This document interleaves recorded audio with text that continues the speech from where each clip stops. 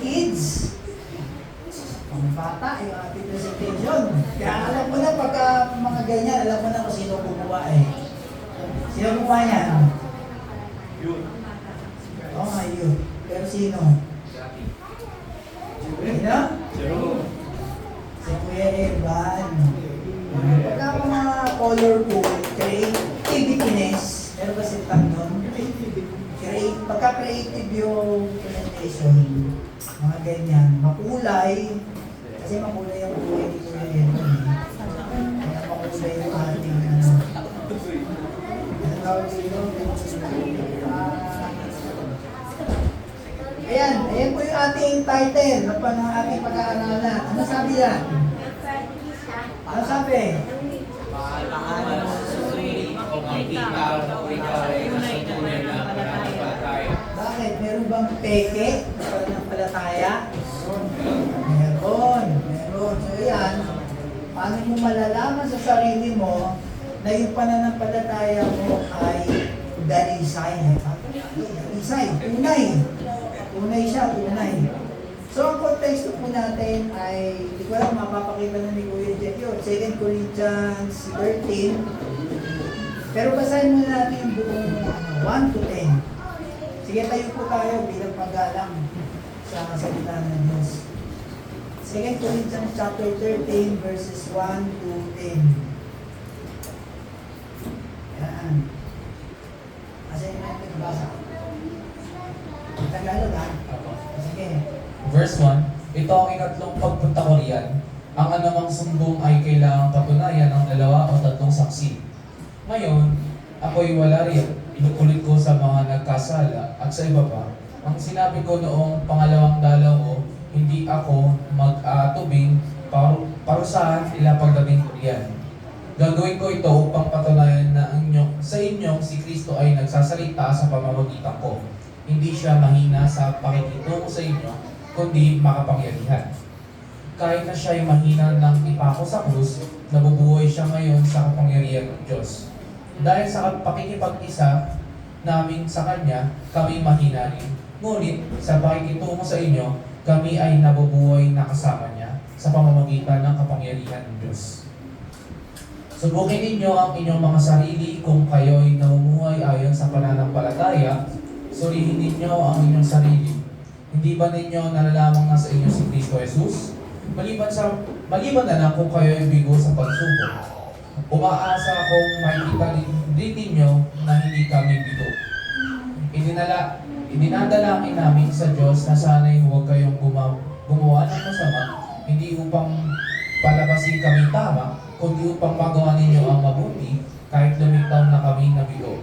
Sapagkat para sa katotohanan na lamang ang maaari namin gawin ay hindi laban sa katotohanan. Kami nagagalak kapag kami ay mahina at kayo naman ay malakas.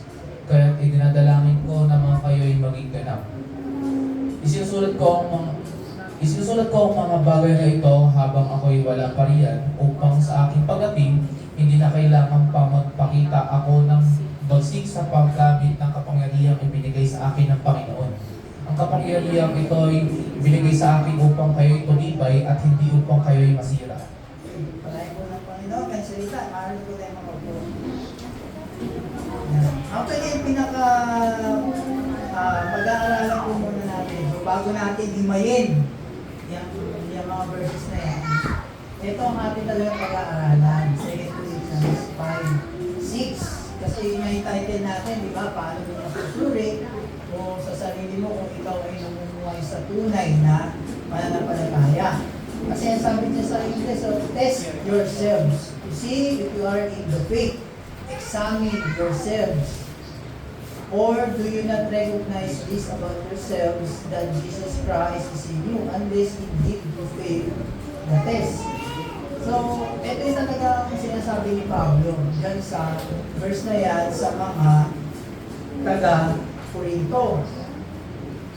So, bigyan natin ng background. Dahil yan tayo lagi nagsisimula para mapag-aralan natin yung context. Ito ating hindi basta isang verse lang. So, yan, nakikita nyo naman, di ba? Sinulat ni Paul ang 2 Corinthians nasa ano siya, Macedonia, around 55 to 56 AD. Ayan pa, sinulat ni 2 Corinthians, isang taon o after niya sinulat yung 1 Corinthians. So, bago yan, nasa kanyang pangatlong missionary journey na si Paul. Nasulat niya rin yan bago siya mapunta sa Rome, sa Roma.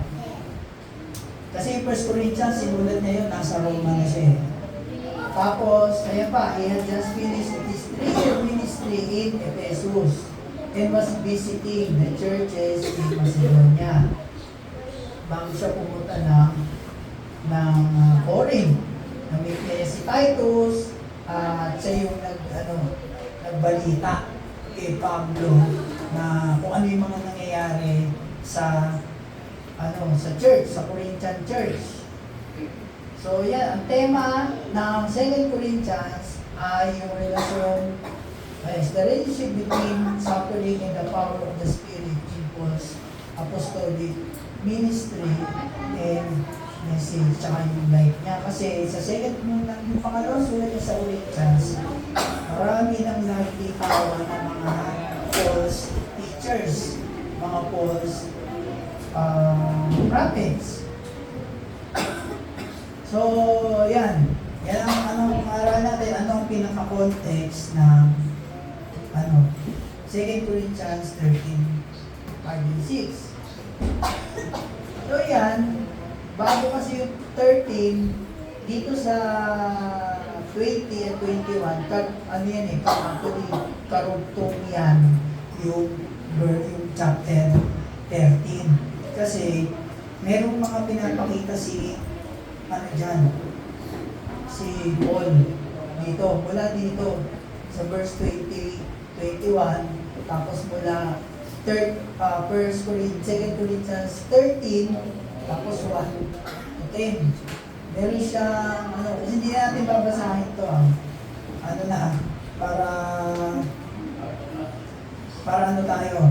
para mabilis. Kasi sabi dito sa verse 19, dito sa 19. All this time you have been thinking that we are defending ourselves to you. Actually, it is in the sight of God that we have been speaking in Christ and all for the building and all for building you up, beloved. Pagdating sa 20 hanggang doon sa 13, 1 to 10, ang sinasabi ni Paul dyan, how to build up the church, how to encourage. Kasi nga, maraming mga nagbitawan ng mga false teacher. Kaya sabi ni Paul, kailangan ma-encourage ko kayo. So, ito dapat ang nangyayari sa isang church. Sabi niya, ang concern ni Paul dyan, yung well-being. Ano ba sa Tagalog ng well-being? Ha? Ano sa Tagalog ng well-being? Kapakanan. Yan. Ang concern ni Paul sa church ay yung kabutihan nito. So, ano yun? Ano yun? Yung dapat na yung gawin ng church at ano yung mga kailangan gawin niya para makita na ikaw ay nagpapaloob ka sa isang tunay na iglesia. Ano mga ito? Ano mga kapakanan na yan? Una, yun, repentance. Kasi kailangan i-deal ng church kung mayroong isang kapatid na namumuhay sa kasalanan, kailangan i-deal ng church para ito ay makorek. O kaya yan sabi nasa verses 20 to 21 yan ng 2 Corinthians 12. 2 Corinthians 12. Kaya nga nauuna yun eh. Ayan nahamba ko na pagpunta ko muli dyan, iyain ako ng Diyos sa harapan nyo at itatangis ko ang karunihan, ihipid at kahalayang hindi pa pinagsisisihan at pinakalikuran ng marami sa inyo. So yun yung mga concern ni Paul na dapat ginagawa ng iglesia, hindi basta makinig sa mga false teaching, yung kapakanan ng mga members. So una, pag merong mga kapatid na kailangang gumagawa ng kasalanan na alam ng simbahan, kailangan tumigil. Yan. Kaya sabi diyan, the church should deal with sin. Kung ano yung at makorek ang tao, di ba? Pangalawa, discipline. Ayan, ito ang ikatupagpunta ko, yan ang anumang sumbong ay kailangang patunayan ng 2 o 3 saksi. So, kailangan merong church discipline. Ayan, if there is lack of repentance, the church will act to discipline on the sin. Kapag hindi pa nagre-repent, di ba, napag-aral sa Matthew yun yung verse na laging out of context, pagka prayer meeting, Lord, for there are 2 or 3 that gathers in your name, sabi mo, I am the midst of them. Actually, hindi naman prayer ang pinag-uusapan doon, church discipline. Na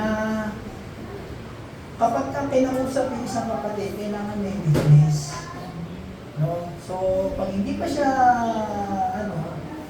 una, one-on-one, pag hindi pa na nag-repent, hindi pa natuto, meron ng witness, meron ng saksi na pinakausap to. Kaya pagka hindi, di ba, ang church na mismo ang magbibigay ng disiplina. So, pangalawa, discipline. Pangatlo, authority. Paul's testimony as an apostle. Yun yung sinasabi niya dyan na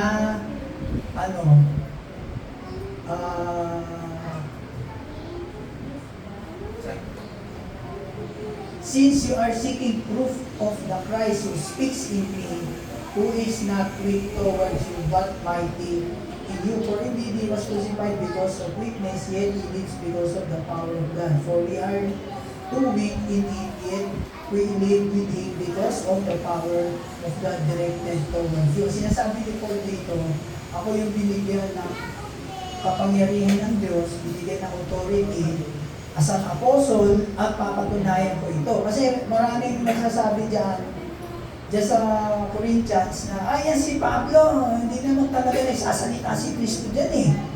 Niluloko lang kayo niyan. Huwag kayo maniwala dyan. Ayun ang ba't kayo susunod sa mga sinasabi niyan? Hindi naman totoo na nakakausap yan ng Diyos. Yun ang sinasabi nila, yung mga false teacher. Kaya, ito yung sinasabi niya, meron akong authority, binigyan ako ng Diyos, si Kristo, na yung i-oversee kayo. Kaya kung ano yung sinasabi ko, sundin nyo. Yun ang gusto niya sabihin dyan. So, pangatlo, kailangan merong authority ang church, o lalo na yung mga church leaders ng church. Yan. Pangatlo, kapag ay obedience. Kaya mag-respond tayo sa katotohanan. Kasi yun na yung ating pinag-aaralan. Yung salita ng Diyos ay katotohanan. Objective ang word ng God. Hindi siya subjective. Hindi yung babasahin natin yung verse. Kuya Gab, ano ibig sabihin sa inyan? Kuya Reggie, ano ibig sabihin sa inyan? Kuya Evan, ano ibig sabihin sa inyan? Hindi ganun. Kasi, pag binasa nila yan, iba-iba sila ng interpretation. So, ang tanong ko, sino sa kanila nagsasabi ng tama? Ano yung sinasabi nilang, sino sa kanila yung totoo yung sinasabi? Diba? Hindi siya po subjective, kaya pinag-aaralan natin yung truth na nakalagay dito. Kasi objective, alalabasin natin kung ano yung gusto sabihin ng Diyos sa atin, hindi yung kung ano yung gusto mo sabihin ng Diyos na sabihin sa'yo. Hindi yun. Kung ano yung gusto sabihin ng God. Ay sabi dyan, sapagkat para sa katotohanan lamang ang maaari namin gawin at hindi laban sa katotohanan. So, kaya meron tayong obedience sa salita ng Diyos. Ang lima, maturity. Tayo ay maging mature. Hindi na sinasabi niya doon. Maging mature na kayo. Katagal nyo ng Kristiyano. Naniniwala pa kayo sa mga sinasabi ng mga yan, alam niyo naman kung ano yung katotohanan. Pero bakit nadadala pa kayo ng mga sinasabi ng mga bulaang tagapagturo o bulaang propeta na yan? Yan ang sinasabi ni Paul yan. Maging mature na kayo. For we rejoice that when we ourselves are weak, but you are strong. This we also pray for, that you become mature. So, alam niyo yung truth. Kung alam niyo yung truth, dapat alam niyo kung paano i-handle yung mga ganyang tao kapag ka nagbibigay ng mga maling salita o maling naturuan. Kaya ang main point ni Paul dyan sa mga sinasabi niya ay ang concern ni Paul ay totoo ba kayong mga Kristiyano? Yun ang concern niya. Kaya sa mga sinasabi niya, totoo ba kayong mga, totoo. Hindi yung japix. Totoo ba kayong mga Christians? So, ito yung nilagtawan natin. Yung 5 and 6. Authenticity. Nga, authenticity. Sabihin nyo. Ano ibig sabihin yan? Ha? Totoo. Yung mga katabi mo, tingnan mo na sa mata. Tingnan mo sa mata. Tingin mo ba, totoo? Totoo? Mga Kristiyano ba yan? Ha? Oo, totoo. Diba? So, ulitin natin yung verse. Diba? Test yourself to see that you are in the faith. Kasi, mga kapatid, kailangan malaman ni Paul. Kailangan malaman niya, tanungin niya yan, kung ikaw ba. Sabi niya, kayo ba ay totoong mga Kristiyano? Kasi nga, nagpapapasok kayo ng mga false teachers eh. Kaya tinatanong niya yan. Importante yan. Kasi, kung ikaw ay totoong Kristiyano, yan. Fact check. You cannot apply repentance, discipline, authority, obedience, and maturity if you are not, if you are not so ano ibig sabihin yan? Kung hindi ka tunay na Kristiyano, hindi mo ma-apply sa sarili mo ang repentance, disiplina, pagiging ko yung leader, hindi mo ma-apply ang authority, hindi mo masusunod yung sinasabi ng Diyos, at hindi ka magmamature kung hindi ka tunay na believer. Nagets nyo? So yan yung concern niya. So next, expand na natin. Expand natin itong verse na to. Actually, kaya sinabi ni Paul yan sa mga Corinthians kasi sinulat ko yung mga verse pero hindi naman dinagay na natin. Kaya dumami. Kaya ito sinasabi kasi sa Hebrews. Ngayon mga kapatid, ang book of Hebrews, para kanino to? Para sa Hudyo, para sa mga Gentiles. Parehas siya. Sinulat na, actually yung writer niya hindi pa kilala kung sino. May mga nagsasabi na si Paul daw, may mga nagsasabi, iba, anonymous. Pero yung mga Hebrews, para yan sa mga Hudyo. Pero may danger dyan mga kapatid ha, kasi halo yan teaching na yan. Halo yung mga teaching dyan. Pwede para sa Hudyo, pwede para sa Tintin, o pwede pareho. Kaya hindi lahat dyan sa buong Hebrews kukunin mo, ang i-apply mo sa sarili mo. Hindi ganon. So kailangan mo talaga basahin at pag-aralan. Pero ito, sinasabi ni Paul sa mga Hudyo. Yan. At sinasabi rin niya yan sa mga Tintil. Pero ang sinasabi niya dyan ay doon sa mga Hudyo at Tintil. Kasi for this reason, predecessor. Bakit niya sinabi yan? Pagka binasa natin yung Hebrews 1, sinabi doon for this reason, ano yung bakit? Kasi tungkol yan sa glory ng Panginoong Jesus. Kung binasa niyo yung chapter 1. Na merong danger, kapatid. Kung ikaw ay hindi ka tunay na Kristiyano at nandito ka sa church, sabi doon, ito daw ang pinaka-danger na lugar na pupuntahan mo. Ay, nag-gets niyo yun? The church is a dangerous place for yung hindi tunay na Kristiyano. Bakit? Kasi may mga warning dyan, no? Ayan, no? For if the word spoken through the angels prove unalterable and every violation and act of disobedience received by punishment, how will we escape if we neglect so great a salvation? Ayan. How will we escape? Ay, hindi sabihin ni Pablo dyan, sinasabi niya dyan. Ano ba yung word spoken through angels? Ito yung law. Di ba, under the law, tapos tayo hindi na tayo under the law, under grace na tayo. Kasi ang sabi dyan, nung narinig nyo yung mga salita ni Moises at namatay kayo, nakaligtas kayo dyan, paano kayo makakaligtas kapag tinanggihan nyo ang salvation? Ibig sabihin, paano kayo makakaligtas kapag ka-reject nyo si Jesus Christ? Ayaw maniwala. Yan ang dyan. Sinasabi. May warning. Diba? Sabi ka, how will you escape? Yan ang sinasabi dyan. Tapos ang sabi pa, sabi ni nung nagsasalita nito, naranasan niyo na nga signs and wonders miracles. Pero hindi pa rin kayo naniwala.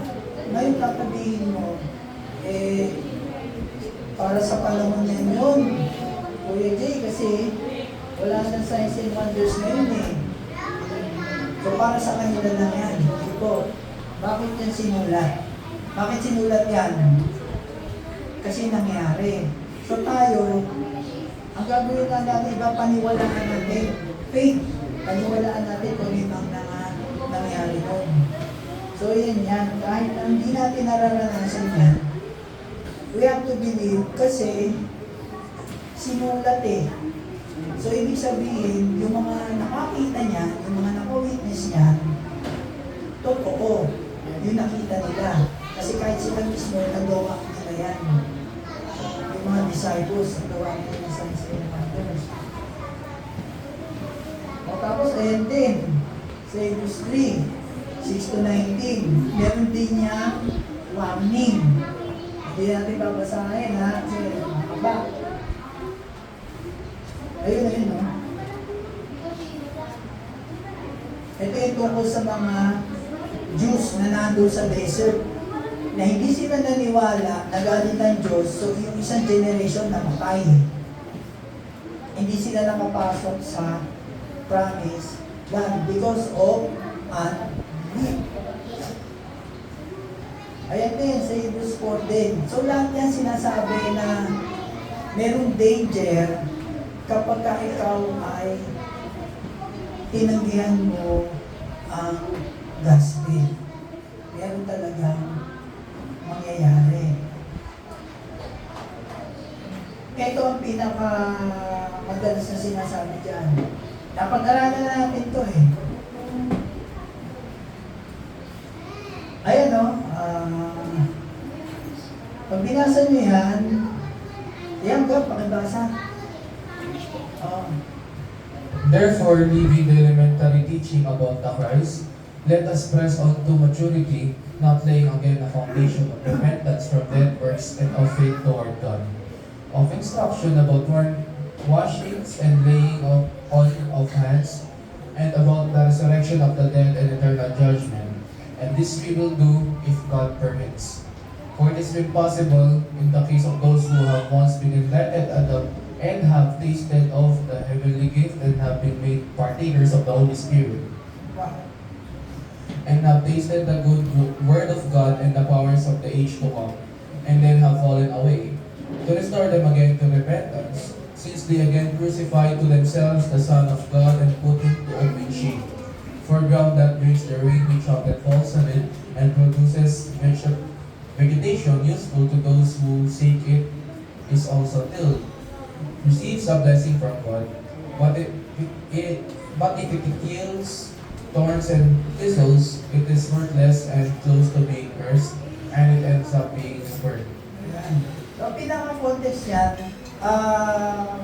dati, meron tayo natutunan dyan, dati pa, meron tayo tinuro sa atin na kapag ka daw ang Kristiyano ay pwedeng mag-backslide. Diba, narinig natin yan. Ay, hindi na yung mga church, 5 buwan na, naku, backslider na yan. Hindi na nagpe-pray, naku, backslider na yan. Ang sinasabi dito, dati, ang context nito na sinasabi na sa atin, ay pagkakaturo sa atin, na kapag ka ikaw daw ay nag-backslide, diretso ka na sa impyerno. Wala ka ng pag-asang bumalik sa Panginoon. Yun ang tinuro sa dati, yan ang turo. Pero ang totoo niyan, mga kapatid, hindi naman yun ang ibig sabihin yung verse na yan. Sinasabi ito sa mga Jews. Tama, sa mga Jews yan sinasabi. Ngayon, ang sinasabi dyan ni Paul, ni Paul, nung nagsulat niyan, sige, alam mo, si Paul or sino eh. Ang sinasabi dyan, sa Hudyo, kapag ka ikaw nakita mo na-experience mo yung mga signs and wonders, pero tumanggap ka sa Panginoon, umano ka, yung naging Kristiyano ka, no? Tapos bigla ka umayaw. Hindi, totoo yan, ito dumating sa panahon. Maraming nangyari ngayon yan. Isang mga composer ng Wilson, dati mga Kristiyano, gagawang gumaling ng kanta, gumawa, tapos biglang nawala. Sabi, hindi na ako Kristiyano, ayoko na. Yun, yung mga yan yung ganyan mga tao na nakilala si Lord, pagkatapos wala, i-reject siya. Ang pinakamatinding kasalanan kasi mga kapatid, i-reject mo si Kristo. I-reject mo yung salvation. Di ba pinag-aralan natin last week? Kailan ang araw ng kaligtasan? Kailan? Today. Di ba? Kapag narinig mo na ang gospel, paniwalaan mo na ngayon. Hindi yung bukas na lang kasi ayusin mo na yung mga negosyo ko. Next week na lang kasi mayroon pa akong final exam. Sa isang buwan na lang kasi nagre-review pa ako sa board exam. Mga ganyan. Hindi na bukas, hindi mamaya, kundi ngayon, pag na-receive mo, narinig mo, hindi mo na pwedeng. So yan ang parusa. Kapag ka nireject mo ang gospel, ikaw ay susunodin. Kaya na yun, no? Ground that brings the rain. Yung ulan, ito yung salita ng Diyos. Pagka umulan yan, sinipsip ng ground, tinatanggap nila. Pero pagka meron yan, lyrics ng thorns, mga damo, at mga alamang patitinig na tumutulong sa ground, ibig sabihin yung na-receive mo tapos hindi mo pinaniwalaan, ikaw ay supatin ng Diyos at tupuin sa apoy, sumapunta ka sa impyerno. Kapag ka hindi mo tinanggap ang gospel. Ayan, ikaw ay magiging apostate. So, falling away is not a backslider. Apostate is not a person who rejects the truth because he or she doesn't understand it. Hindi niya i-reject na isang tao ang katotohanan dahil hindi niya naiintindihan. Hindi yun. Hindi yun ang apostate. Ang apostate ay someone who rejects it because she or he understand it. Naiintindihan mo yung gospel, naiintindihan mo yung salvation, naiintindihan mo yung kaligtasan, pero ayaw mong tanggapin. So yan ang tawag sa iyo ay apostate. Hindi siya backslider. Dapat aralan natin yan. Ewan ko, natatandaan niyo pa. Di ba? Meron tayong lesson na tungkol sa backslider, di ba? Siguro ulitin natin yan. So yan, ang apostate sa isang tao na alam mo na, naintindihan mo na, pero hindi mo tanggapin, ayaw mo, pero naunawaan mo. Yan po yung mga tao na delikado kapag ikaw ay nasa church. Nag-gets nyo? Nakikipag-fellowship ka, umaattend ka ng mga prayer meeting, umaattend ka ng mga events sa church, nakikihalubilo ka, alam mo yung truth. Pero ang tanong doon, ano yung buhay mo? Nagbago ba? Marami lang sinasabi ko na dito. Nagbago ba? Ayan no, meron daw dalawang klase ng tao sa church. Tanongin niyo sarili niyo kung alin kayo dito ha.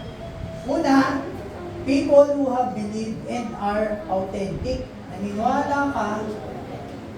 Naniwala ka sa gospel at ikaw ay tunay na Kristiyano. Or, ikaw ba yung taong hindi ka naniwala, pero naiintindihan mo. Naiintindihan mo yung salvation, naiintindihan mo yung ginawa ni Lord, napako siya sa krus, sa matay, naiintindihan mo yan. Kaya lang hindi ka naniniwala. Naaalala niyo yung pinag-aralan natin dati, yung pananampalataya sa paniniwala. Natatandaan niyo yun? Pagka ikaw ay naniniwala ka lang. Pero pag ikaw ay nanampalataya, ginagawa mo yung paniniwala mo.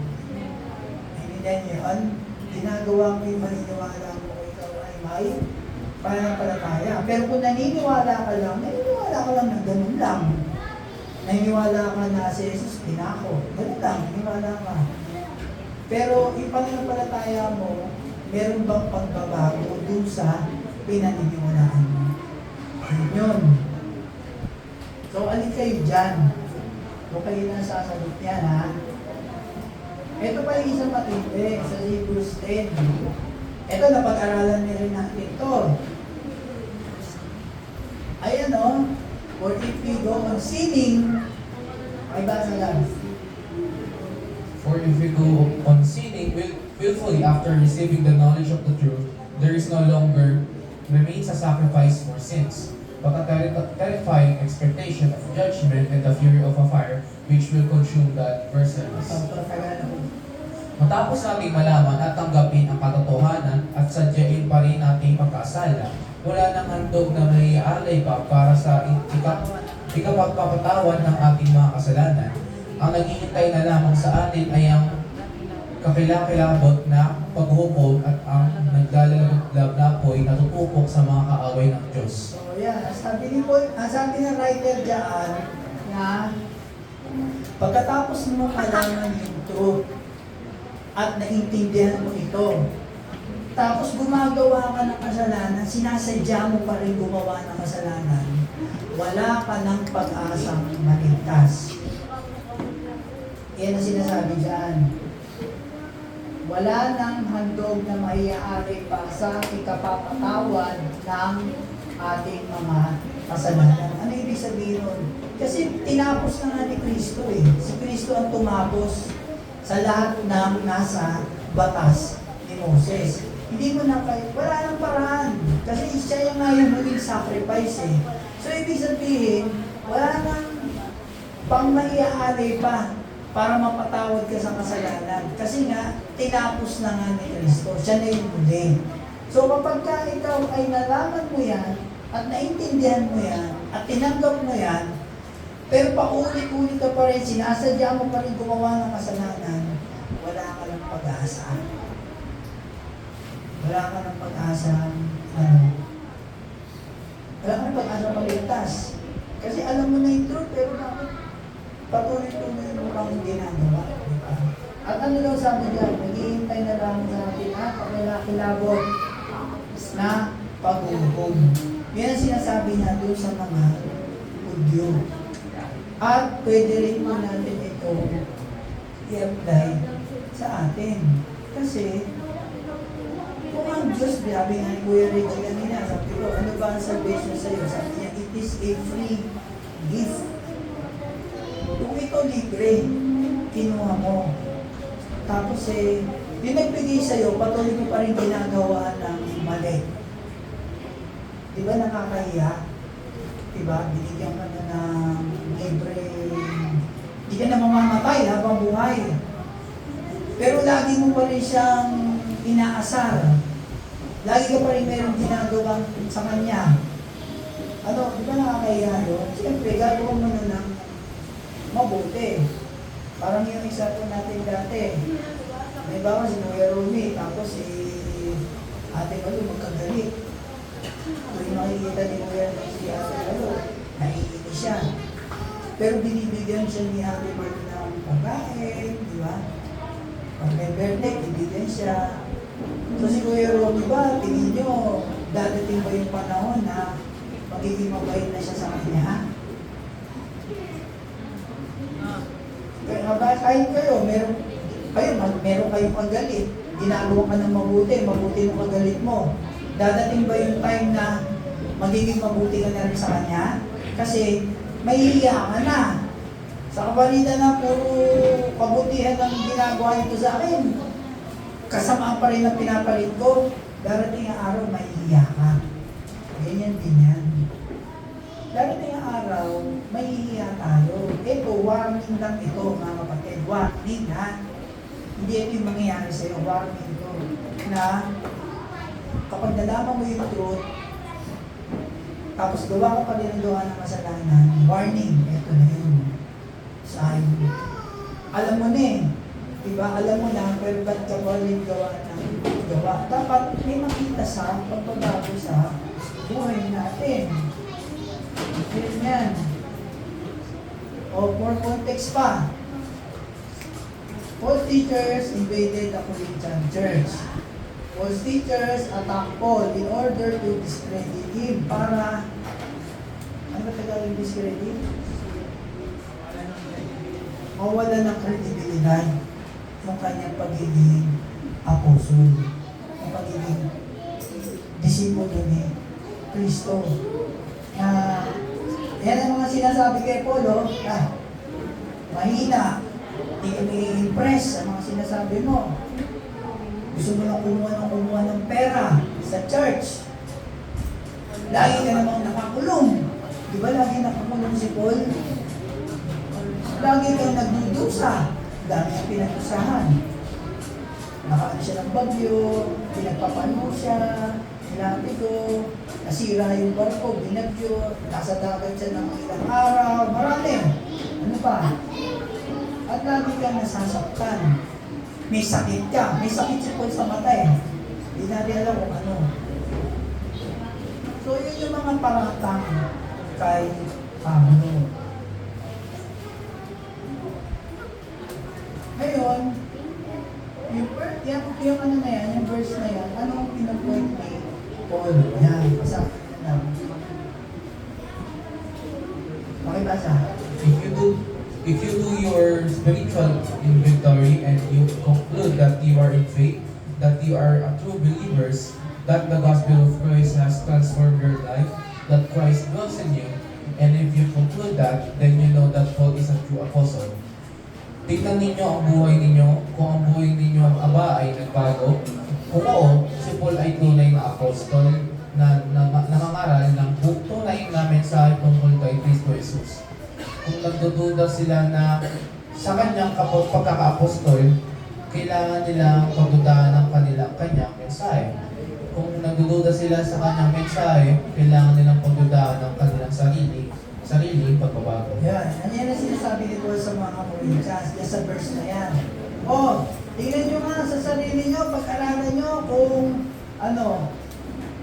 kung kayo ay nasa pananampalataya, kung kayo ay ba ay tunay na mga mananampalataya na ang sinasabi ko sa inyo, yung Ebanghelyo ni Kristo ay nakapagpabago sa buhay nyo.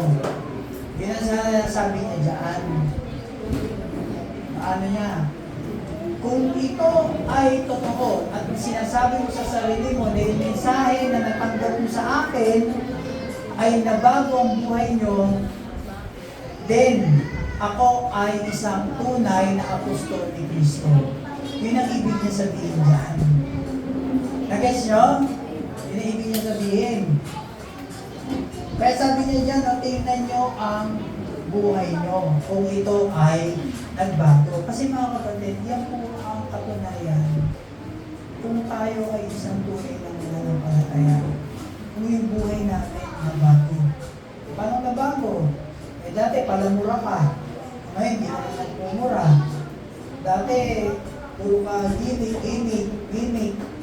Ngayon, ina-attended mo na, Bible study, diba? Fellowship.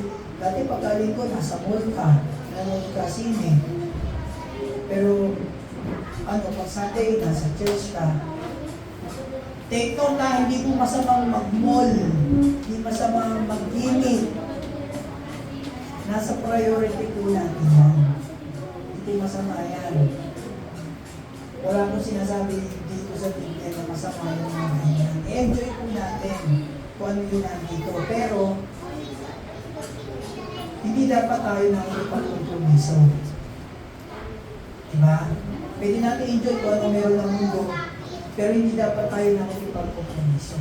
Kasi kapag tayo nakikipagkompromiso, yun ay kasalanan na gagawa natin na nakikipagkompromise tayo. Kaya sabi ni Paul dyan, kung nagdududa kayo sa aking pagiging apostol, kailangan yung pagdudahan yung sinasabi ko sa inyo. Kung nagdududa kayo sa sinasabi ko sa inyo, kailangan yung pagdudahan yung sarili yung pagbabago. Kasi nga nagbago sila eh. No? Pero kung hindi sila nagbago, ganun pa din. Yan. Ayan sinasabi ko, pagdudahan nyo. Yung sinasabi ko sa inyo, pagdudahan nyo yung mensahe ko, pagdudahan nyo yung pagiging apostol ko, kung hindi kayo nagbago. Kasi kung nagbago kayo, tapos pinagdududahan nyo yung mga sinasabi ko, hindi ata pwede yun. Paano ka magbabago kung hindi ka naman naniniwala sa sinasabi ko? Yun ang ibig niya sabihin dyan. Gets no? So kayo, yan. The question, tingnan nyo ang buhay nyo. Nagbago ba? Buhay nyo ba nagbago? Kayo na ba sumagot dyan? Yan ang point ni Paul dun sa verse na yun. Ikaw ba ay nagbago? Kasi yung sinasabi niya dyan, dyan sa mga verse na yan, hindi mo na kailangan ng papel na, ito si Brother Reggie, bago to. Si Sister Manu, nagbago to. Sister Idyang, nagbago to. Isasabit niya, hindi. Ang katunayan niya, hindi kailangan niya ng mga papel o mga documentation para patunayan sa mga tao na itong mga tao ito nagbago dahil sa mensahe ng niya. Ang kailangan lang niya, ipakita yung kanilang mga buhay. Ipakita yung buhay nila.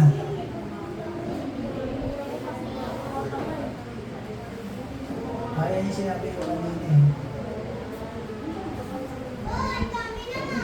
Hindi pwede sabihin na nagbago ang buhay ko, tapos hindi ka naniniwala sa mensahe. Hindi pwede mangyari yun. Kaya nagbago buhay mo kasi naniwala ka dun sa mensahe. Ayan pa. Sinasabi ni Paul din sa mga tao Korinto na naniniwala siya na ito talaga ay mga tunay na Kristiyano. Sinasang-alang-alang ni Paul yung kanyang pagiging apostol para patunayan sa ibang mga tao sa Korinto na itong church, mga nandito sa church, ay isang tunay na mga mananampalataya.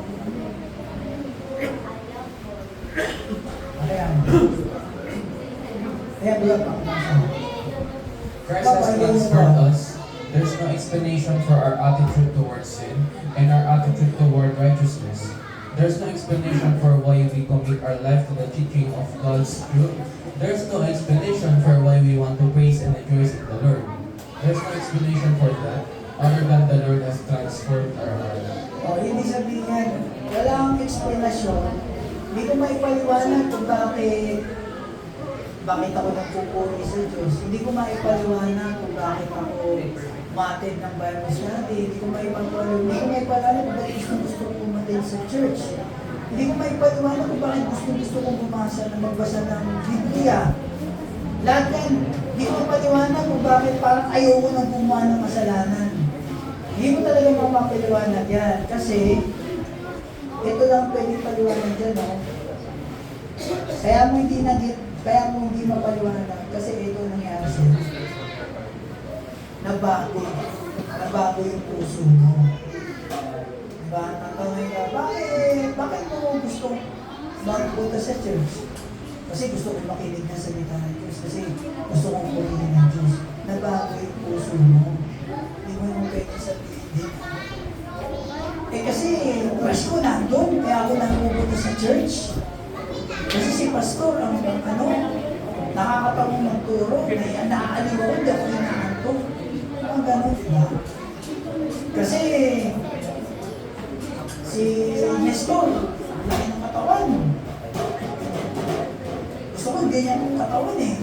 Diba? Galing sila ng Hawaii. Galing sila ng Hawaii. Kami tatlo naman, galing kami ng Anda. Parehas kami ng polo. Sila parehas din. So yun lang. Para magawa mo lahat yung mga yan, hindi mo may paliwanag dahil binago ng Diyos ang puso mo. Ayan pa, Gab. Ang tunay na kaligtasan ay mahahalata, ito ay makikilala. Maaari mong tingnan ang iyong buhay at makita ito. Malaman mo na si Kristo Jesus ay nasa iyo dahil ikaw ay nagbago. You've been born again, all that means is you're a new person. And Paul was so certain that these believers would validate their new conversion that he put his apostleship to the test. So, ang tunay na kaligtasan sa isang tao, mahalata niya. Hindi ba napapansin, pag meron kayong nakausap, parang kapalagayan na loob, tapos pag biglang sinabi na, saan church ka umatin? Ay, Christian nga. Ako, Christian din ako eh.